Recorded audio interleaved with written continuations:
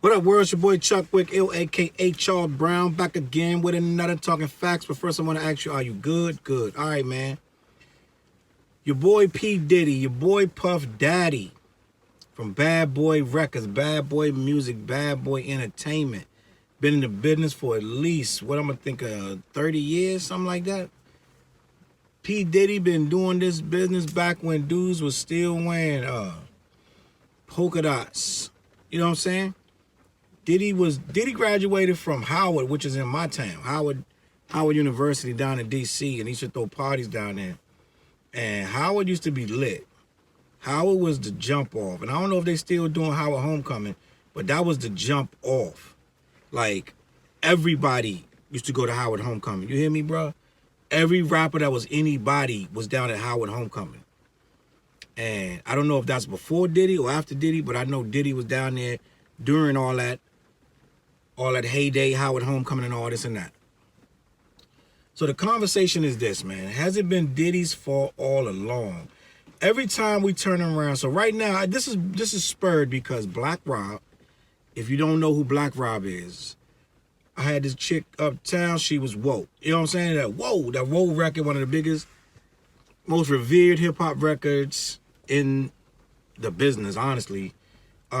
Everybody knows Whoa, that knows anything about rap anyway, and everybody has a story about Whoa. You know, when it came out, they was doing this, doing that. Just a big record. So come to find out, Black Rob, after DMX's death, Black Rob goes online and giving condolences to DMX, and come to find out, Black Rob is saying that he's homeless, and Black Rob is saying that he's done had 4 strokes, and he's struggling to pay for his medical bills. So process that. Black Rob, one of the biggest artists off of Bad Boy Records outside of Biggie, is now homeless, hospitalized, and suffering from no less than 4 strokes. I saw a GoFundMe page, and I actually donated to the GoFundMe page. That's how much I felt I had to do for this Black Rob situation. I did a show with Black Rob back in the day. I got it on my other channel about what really happened. And Black Rob was a cool individual, very, very just humble guy. You know what I'm saying? The show went haywire, but Black Rob would remain cool the entire time. And I salute that man. So we got a former artist that should be a millionaire now claiming that he is broke, destitute, and in need of financial help. Right?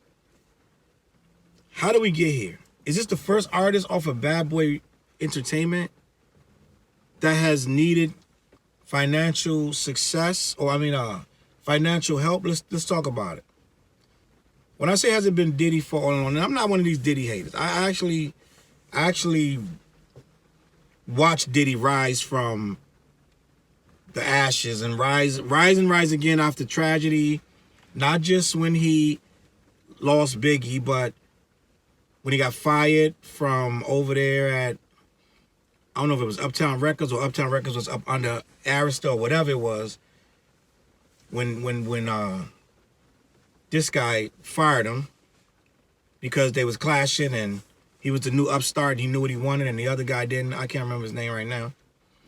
But he got fired from there, started Bad Boy Records, had Biggie. Craig Mack was his first artist. The very first artist you ever heard of from Bad Boy Records was Craig Mack. Write it down. Craig Mack, 1,000 Degrees. You'll be on your knees and you'll be burning, begging, please. Craig Mack. Craig Mack, the Big Mac, when they was doing the tour and they was putting the tapes in the Big Mac box, handing them out to people. That Craig Mack. And there's a brainchild of Diddy because Craig Mack not your typical, artist, looking wise and everything else. Craig Mack is the first artist off of Bad Boy Records. Craig Mack is now passed away as of, I want to say, maybe a year ago. 2 years tops. I don't think it's been that long, more than that. It couldn't have been but solo, unless I'm bugging. Maybe it was 5 years ago. I don't know. All I know is we're going to line it up. We got Black Rob suffering from strokes and hospitalized and broke and homeless. We got Craig Mack, who passed away of illness after he was taken away into some cult that was a religious cult that was milking him dry for whatever he could bring to that cult as far as fame, monetary gain, for them to use his public stature, right? So Craig Mack never ever reached his potential rapping wise for one reason or another. It was always, oh, I'm making a comeback, da da da. And then it got to a point that he got real religious and he didn't want to rap and things of that nature, and he turned down this and that and the third.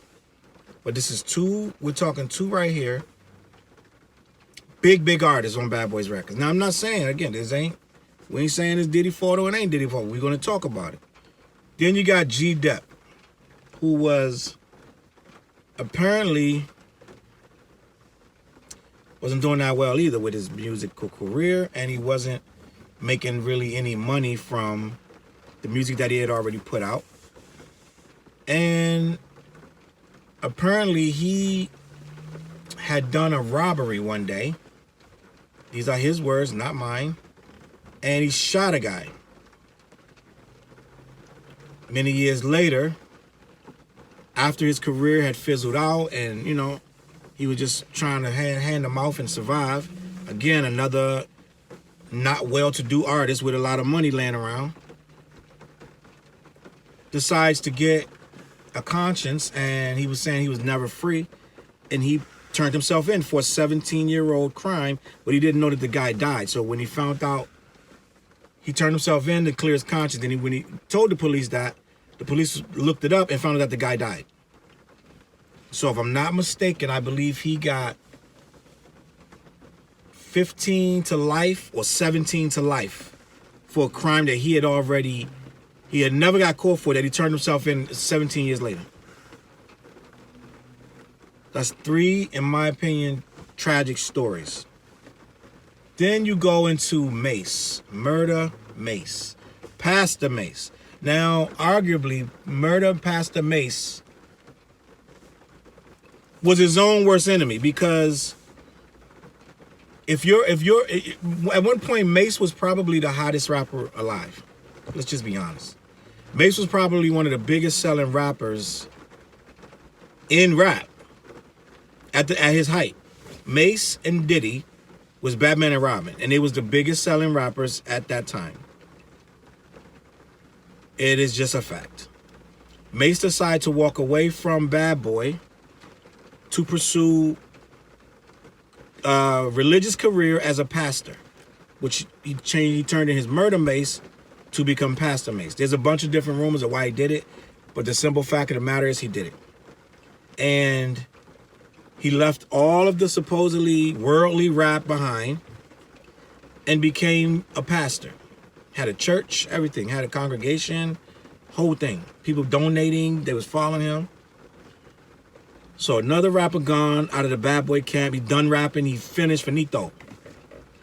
And during that time, I believe he didn't have much good stuff to say about Diddy's business practices.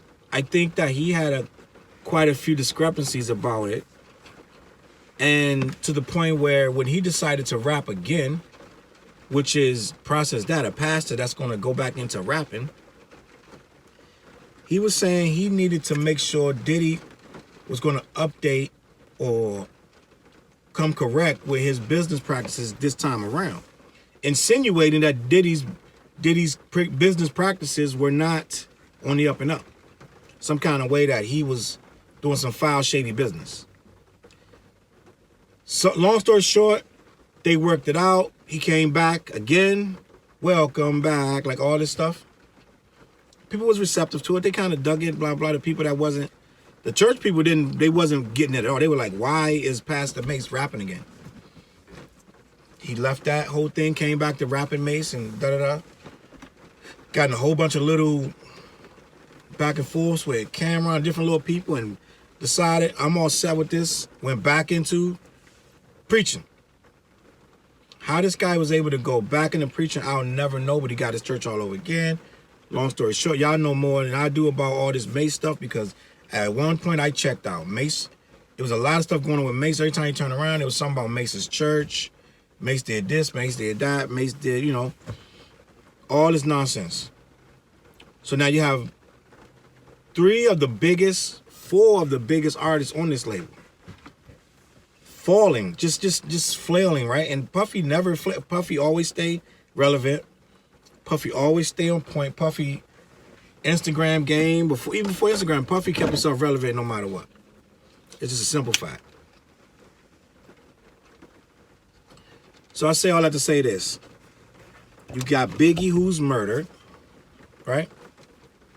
And I got my own reservations of why the hell you would have Biggie over back in LA that fast. It makes no sense. It's one thing to be tough and it's one thing to get money, right? Okay, we're gonna go get this money in LA. Okay, we're gonna promote. Okay, that's great. Y'all should be moving like the army over there. If that's what you're doing, you got more than enough money to be moving like the army. You could have literally hired the army. Like literally. Like there is 0 chance on my watch if that's my artist and then we got millions riding on this dude. You talking $100 million riding on this dude's future earnings if he stays alive, and you got him sitting on the passenger side in the back seat where if someone pulls up and sprays it, he can actually be hit, and you know that they're after you. It makes no sense, but that's just me. It just don't make no sense to me. But this ain't about Biggie Smalls. This is about the entire collective that is Bad Boy. I believe you had GDep. I believe he got in some stuff. I believe you had Loon, who got into some heroin situation, or he was selling and whatever and got caught up and arrested. But why do you sell drugs is when you need money for something? It's like Jam Master Jay. They saying Jam Master Jay was a drug deal gone wrong. Why would you need to sell drugs? To make money. So all of these artists are doing all these things for the money that's going to be given to them by Puffy, right? Now again, I'm not knocking Puffy. we just talking. So you got Mase, Loon, GDep. You got Biggie, Craig Mack. And it's more people I can put in here, but we just need to start right here. We just need to go right here. Black Rob. We need to go right here.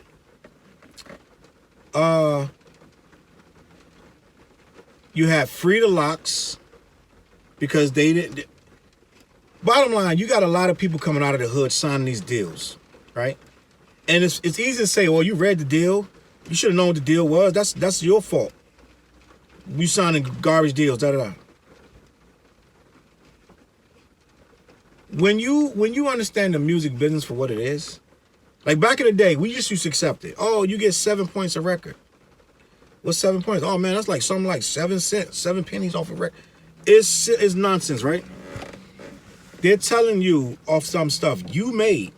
Now, if you don't know, the music business was mafia run for a long time.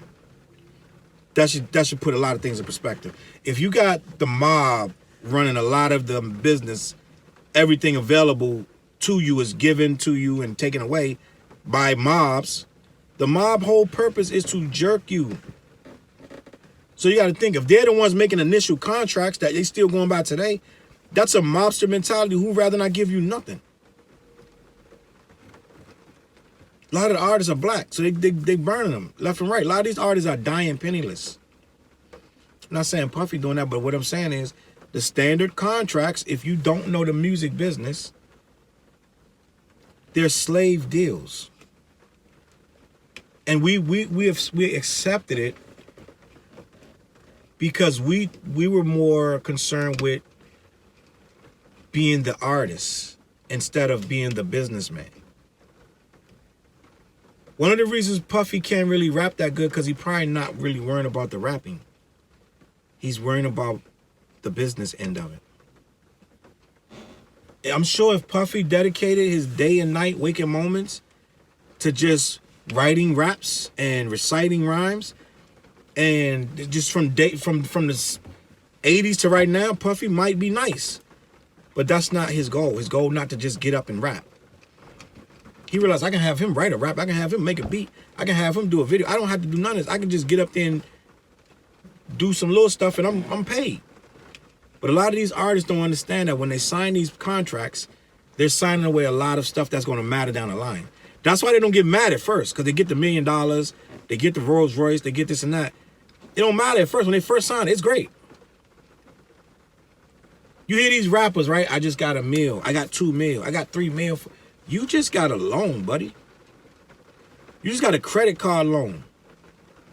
Every time a rapper say, I just got a $2 million advance to sign with XYZ, they just gave you a glorified credit card. And what happens with credit cards? You got to pay it back. It's a fact. So all of these guys get these glorified credit cards in the beginning, 500,000, 600,000, $1 million. Some of them not getting that. Some of them getting 50 grand. But end of the day, you got to pay it back.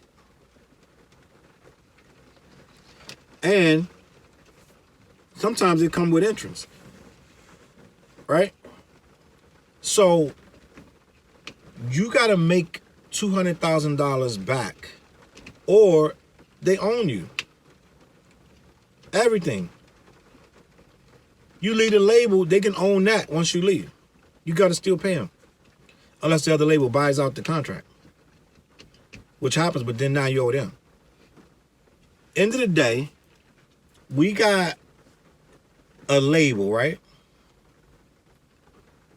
That had some of the greatest artists in the history of rap. This is a fact. Now, Loon was nice. He didn't do numbers of Mase, but Loon was nice. Loon was a good artist. Let's just say that. GDep had very big potential. Right? A lot of people that Mase, Diddy dabbled with that jumped in and out of Bad Boys, he could have rocked with him. It was the potential to be a dynasty. While Diddy was over there running, trying to make the band, he could have just been taking care of the people at the label already. And this is not, I'm not digging and knocking on the dude. I'm just telling you the facts. I feel like in light of this Black Rob situation, that he has 4 strokes, he's homeless, and then you see Diddy on jet ski somewhere, which again, let's be clear. Let's play devil's advocate. Diddy's not required to take care of grown men the rest of their life. It's just a fact. Fat Joe not required to take care of Pun's family the rest of his life. He's just not. Right? Q-Tip not required to take care of Fife's wife the rest of his life. Diddy not required to take care of Biggie's kids the rest. We can go on and on forever. But the problem of the whole matter is you should. Right? You should. My whole thing is, right, and I know I never had $700 million, so I can't, it's hard for me to speak on it. But I'm sure Puffy doing some numbers like that, all right? And I never had a label that made $500 million or whatever, right? And I don't know all the different egos and ins and outs of all these different artists that's on there who are going to have this to say, that to say, they want to da-da-da. And I guess I can't relate to rich man's problems when I say I would never, and I get it, I'm not rich, but I would never have artists that I rocked with, that I went to the wire for, and they went to the wire for me. Some of them, like, look at Shine, went to jail for you. Right? Am I right? Did he stab somebody for Diddy? Did he stab him or shoot him? One or the other. J-Lo got her ass out of there, never to look back. J-Lo moved on, Diddy moved, everybody moved on. Shine got deported. It ain't been the same since. Whole life went down the tube. My whole thing is, somewhere down the line, it cannot be I persevere above all. We used to kick it in the studio, dap up, slap 5, go on tour. I helped you do this, do that, and the third. You helped me get money. We did this together, bro.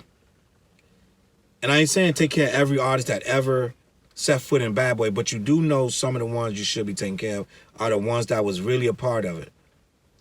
They threw that label on their back and ran out in these streets facing certain kind of doom to throw that label on their back. Biggie was gone. But first of all, Biggie the first one to sacrifice for it. Because anybody in their right mind, and me personally, right? And I was around, same age as all of them. There ain't no way in the world, and maybe I'm a sucker, ain't no way in the world I would have sent Biggie to Cali at that time. Ain't no way in the world.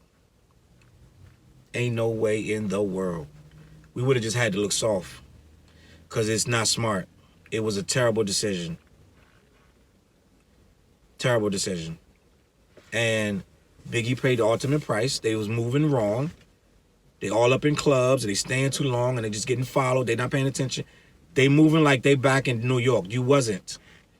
It was a bad decision. So again, these guys out here, you heard about everybody East Coast that was visiting West Coast for whatever reason, this, that, and the third. They was food over there.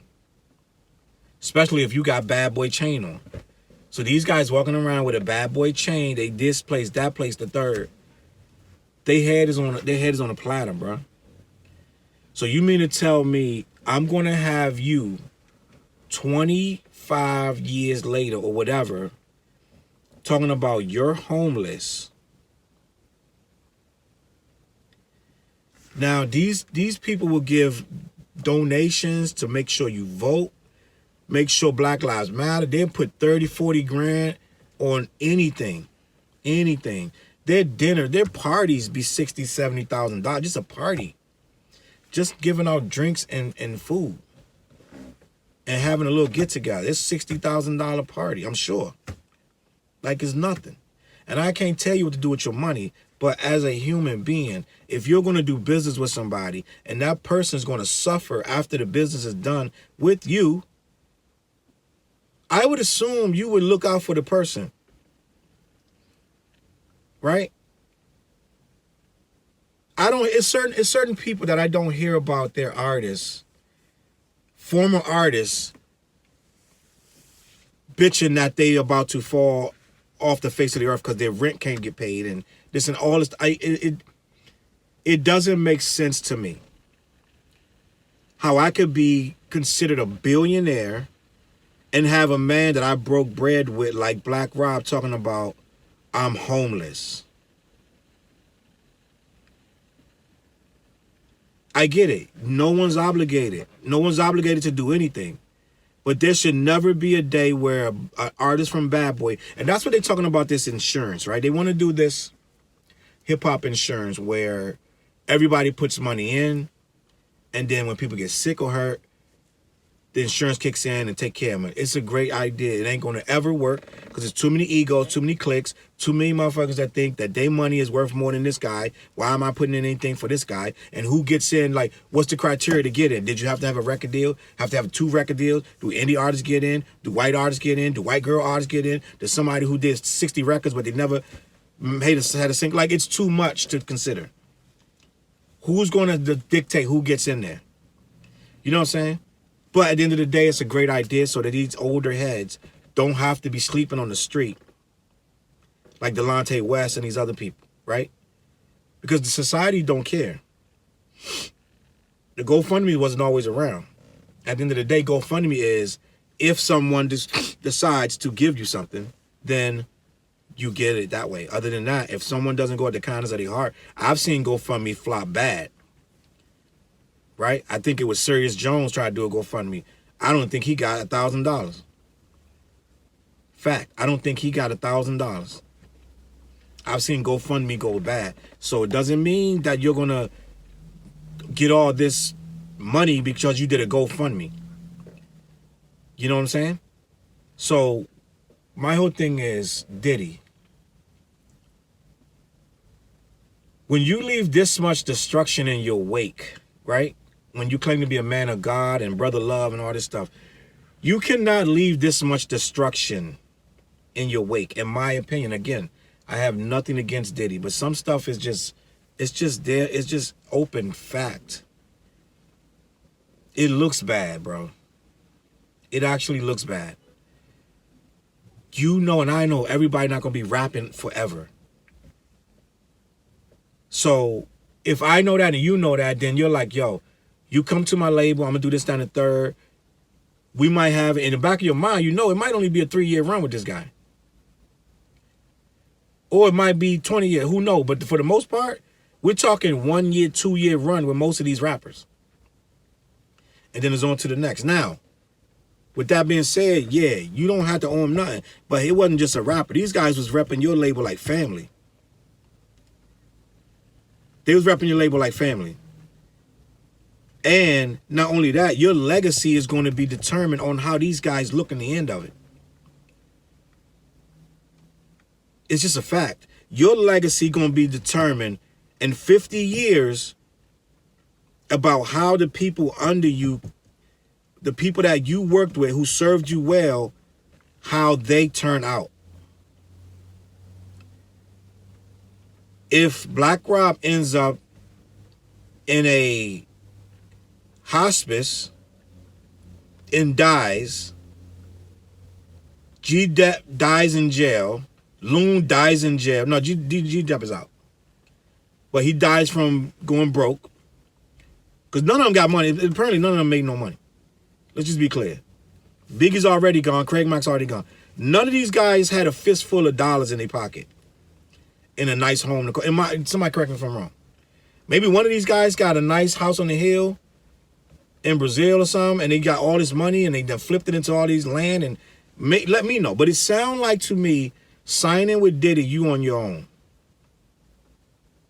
If you don't do the French Montana and do 1 million features and do 1 million hit records and grind, Diddy leaving you on your own. And I guess it's dog eat dog, right? It's dog eat dog. It's like first come, first serve in this world right now. And Diddy's coming first. But at the end of the day, I feel like if we're going to be revering these labels, throwing these chains on our neck, getting these tattoos, and stabbing people for people, and shooting people for people, people was getting killed just to have a bad boy chain on. And shot. During that Tupac era, when Tupac got shot, people was getting yapped for them chains. It's just a fact. So if I'm doing all that for the chain and your brand, and you're in Waikiki chilling 5 years later and you don't even remember my name, there's a problem. Because it's not a game. This is supposed to be a multi-million-dollar conglomerate. So I need Diddy to just rewind. Right? I know everything's on a contract. Contract is what it is. It's just a piece of paper. And I understand. If you live your life that everything, I don't know, he could have gave all these guys money. He could have gave them all $1 million each. Said that's yours. Don't even give it back to me. He could have did that. He could have did that. But they probably would have been better off with a house. Right? A car that they could never lose. My whole thing is this. If I'm worth the amount of money, where is my charity? Who do I give this money to besides myself and my kids? Or these random charities that's going to get the name in the paper? Me personally, like when Jay said, long as I'm alive, Bleak ain't never got to write another rhyme. Bleak good. Now, who's that when it come to Diddy? Who's this guy? Who's Diddy's Memphis Bleak? And it can't be nobody related. I need Diddy to regroup. In my opinion, and this is gonna be, this sound far-fetched. Diddy need to get a budget for all of them. Every single one of them. Fuck that shit. Oh, they got paid what they supposed to get paid. No one, it's not about what they got. You could have gave them double, but right now these dudes is hurting. They hurting. And I don't think a grown man that had this much financial success based on the back of a lot of other people, because this guy got money to literally burn. Literally burn. He could literally do a Bad Boy tour and not take $1 and give it to all them. And he wouldn't even miss a penny of it. Literally. So I need Diddy, I need you to step up, find out what's going on with Black Rob. Last time I looked at the Black Rob finance, it was the GoFundMe, it was at $20,000. Diddy, I know you spent $20,000 probably going to the goddamn mall. Your Amazon bill probably $20,000 a month, if not more. Just shopping from your phone. And I'll tell you, you ain't gotta owe nobody your money, but you actually do. Karma's a bitch. Let me know what y'all think in the comments. Hit the like button, hit the subscribe button. My name is Chuck with Ills. I'm gonna catch y'all on the flip side. Turn to my other channel. I got some other stuff coming on. And follow your boy. Peace.